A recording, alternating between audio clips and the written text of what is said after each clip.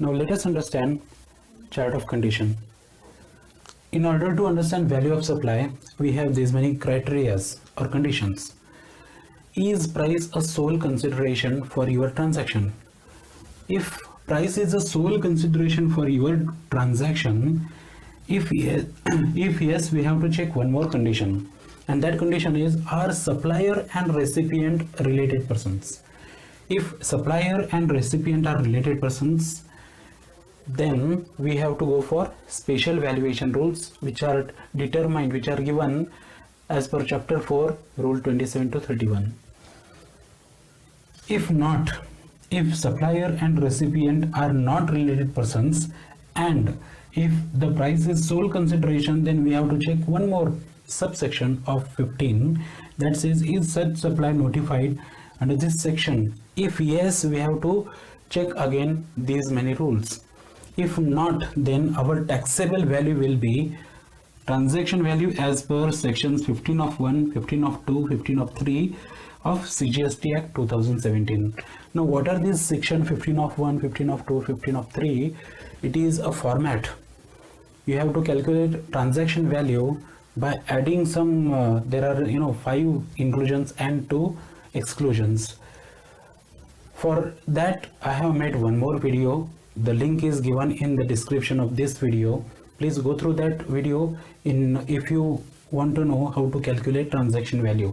If you have already seen that video, in this video I am going to speak about special valuation rules. And what are these special valuation rules? Here it is. Let us start with special valuation rules. As you know, the special valuation rules are applicable when consideration is not fully in cash. Okay, CGST Act has given these 5 rules. These are 3 basic rules and these 2 are residuary rules. Rule 27 says when consideration is not fully in money, then we have to check for open market value. What is this open market value, and further discussions will be added in another video where I am taking some examples. Okay, when open market value is not available, then we are taking the total of consideration in money plus amount equal to consideration not in money. It means money plus monetary value of that kind. That is what we are going to take. If this is also not available, then we are going for the third point, value of goods of like kind and quality. If that is also not available, then transaction value will be equal to 110% of cost of production, acquisition or provision of goods or services, or cost of manufacturing, or whatever cost is available. If that is also not available, then the last option which CGST Act says, best judgment assessment, which will be done by the assessing officer. Now look at this chart. This chart should be used sequentially. Okay, if open market value is not available, then go for money plus money value of the kind. If that is also not available, then go for value of goods of like kind and quality. If that is also not available, then go for value which will be equal to 110% of cost. Why 110% of cost? If 100% is your cost, then 10% will be profit, and therefore cost plus profit is your selling price. Therefore, that will be your value. If that is also not available, then Rule 31, which is best judgment assessment, will be used. Okay. Rule 28 is for supply between distinct and related persons other than an agent. Let us understand who are these related persons. Let us understand the related persons. These are the definitions given in CGST Act. Now, who are these related persons? Officers or directors of another's business. Suppose there is person A and there is person B and person C. See, this B is officer and C is director. A is only one business. B and C, these are related persons according to this statement. Also, A and B are related persons. Also, A and C are related persons. So this kind of meaning you can generate from this sentence, that is, officers or directors of and one another's business. Now, second point, I need not explain you this. partners of business. They are, however, related legally. They are recognized as partners in the business, right? Employer and employee, there is no need of explanation for this as well, because employer and employee are related persons legally as well, as you know.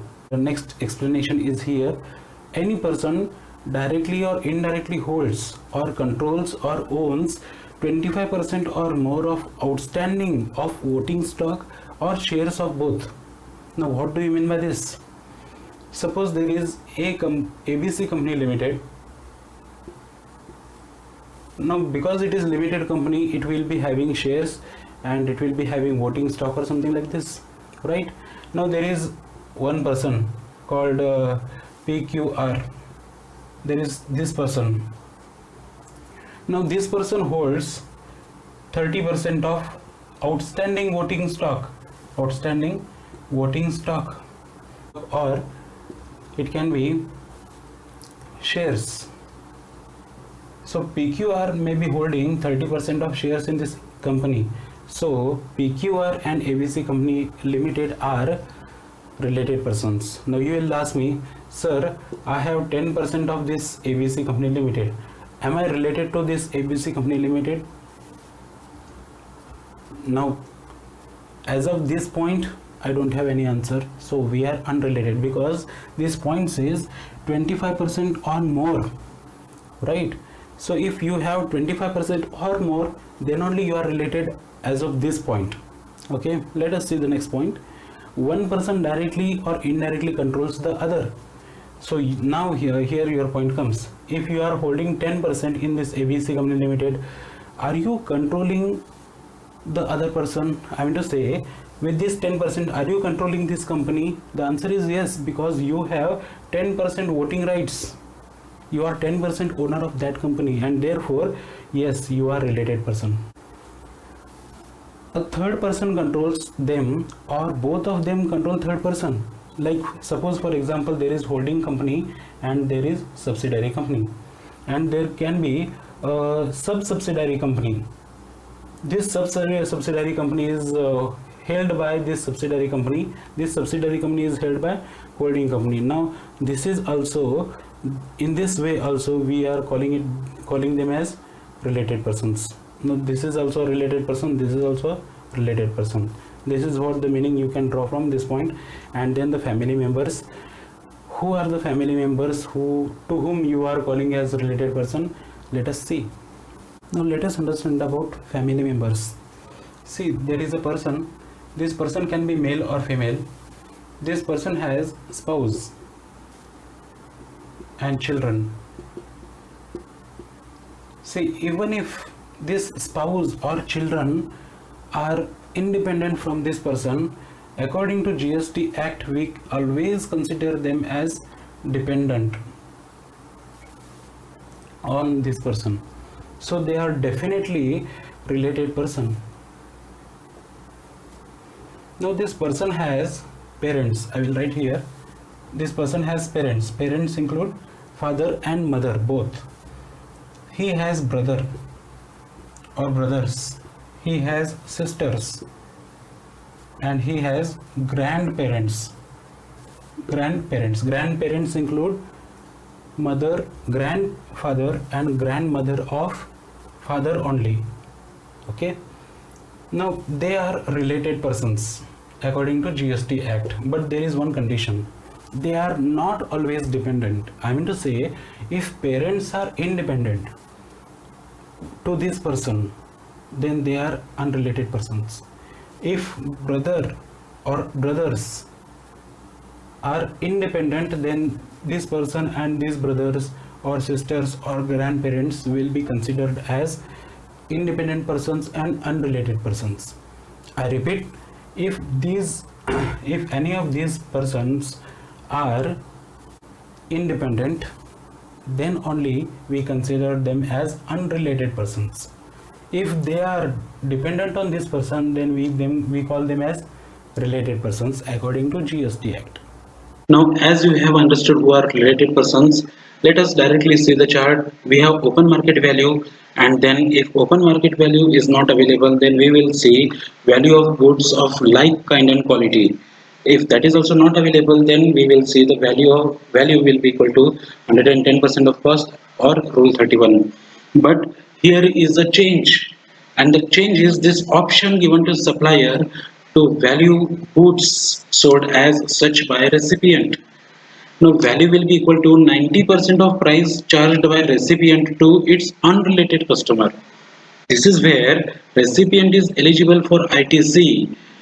Then invoice value will be equal to open market value. Now what do you mean by invoice value? Invoice value, how do you calculate it? You can calculate it using 90% of the price charged by the recipient to its unrelated customer. Hope this is understood. Rule 29. Supply made by an agent other than a pure agent. Now who is a pure agent? We will see. Let us understand who is a pure agent. I am a supplier of a machine which is very rare in the market, and there is a recipient, and this recipient is from, let us say, Punjab,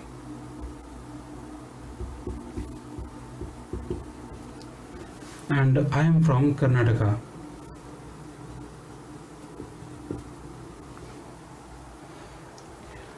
Recipient has come down to supplier asking for the machine.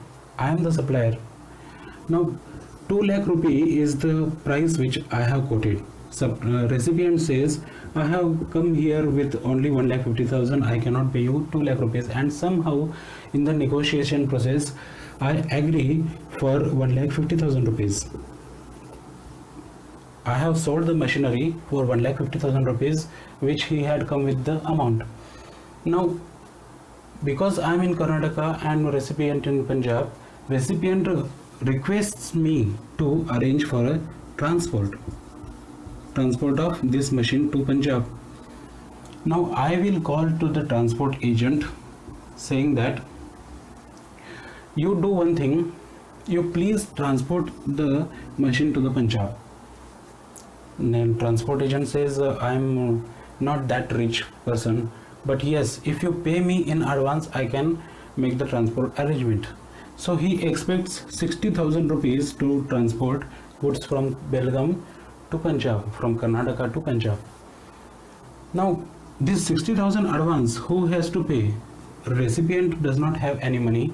I have to pay this 60,000 rupees to the transport agent. Now recipient says, you pay 60,000 rupees, I will pay you 60,000 once I reach Punjab. And therefore I have paid, let us say I have paid 60,000 rupee to the transport agent. Now I request transport agent to prepare a bill in the name of recipient. Now what will happen? I have sold machinery for rupees 1,50,000. I will pay GST only on 1,50,000. I cannot pay this GST on 60,000. Transport agent will pay GST on 60,000 rupees. Now recipients, look at the recipient's point of view. He will make a ITC challan of 1,50,000. He will pay it to me. He will make another ITC challan and he will make it to transport agent. So total cost that he had invested in that machine is 2,10,000. He has got all the ITC. He has got complete input tax credit on that machine. Hope you have understood this whole process. So you will ask me, who is a pure agent here? Pure agent is me. Pure agent is me for this person. For recipient, I am the pure agent because I am working as an agent, because I have paid 60,000 extra for the recipient, and recipient will pay 60,000 to me again, right? For this purpose, for this extra courtesy, he may pay me 1,000, 2,000 or whatever is the agreed amount, more than 60,000 rupees, or he may not pay me this 60,000 extra also, because he is my valued customer. I may give this service as free, but if I charge that you have to give me 2000 rupee extra, along with this 60,000 he will give 62,000 rupees to me, right? So that will be my agent, my commission. So I will be working as pure agent to the recipient. Hope this is understood, and this is the complete understanding of pure agent. I have also explained you about input tax credit in this statement. As you have understood who is a pure agent, let us start. Value shall be either of the following in the given order. See, what are those? Open market value will be given, or 90% of price charged by recipient to his unrelated customer. Now, explanation is already given for this. You should be understanding. Now, other if that is also not available, then value as per rule or rule 30 or 31 is used. Okay, this is our chart. If open market value is available, then that will be your transaction value. If it is not available, then option of 90% of resale value will be considered. If that is also not available, then value will be equal to 110% of cost. Otherwise, best judgment assessment will be used. Now, according to rule 30, 110% of cost is used. There is no other option given. Option is only this: cost of production or acquisition or provision of goods or services will be used. I have given it here, either cost of production or cost of acquisition of goods or services, or cost of manufacturing of goods or services, or cost of provision of service. Rule 31, best judgment method. Value shall be determined using reasonable means consistent with the principles and general provisions of section 15 and valuation rules. This rule says that assessing officer will assess the value. For services, rule 31 can be adopted before rule 30. So for services, rule 30 can be skipped. This is because for rule 30, if you have seen, cost of production, cost of acquisitions of goods or services, cost of manufacturing will not be available. Cost of provision of service may not be available, and therefore, for services, Rule 31 can directly be adopted before Rule 30. Okay, so reasonable value as determined by assessing officer will be Rule 31, and that's all about our special valuation rules.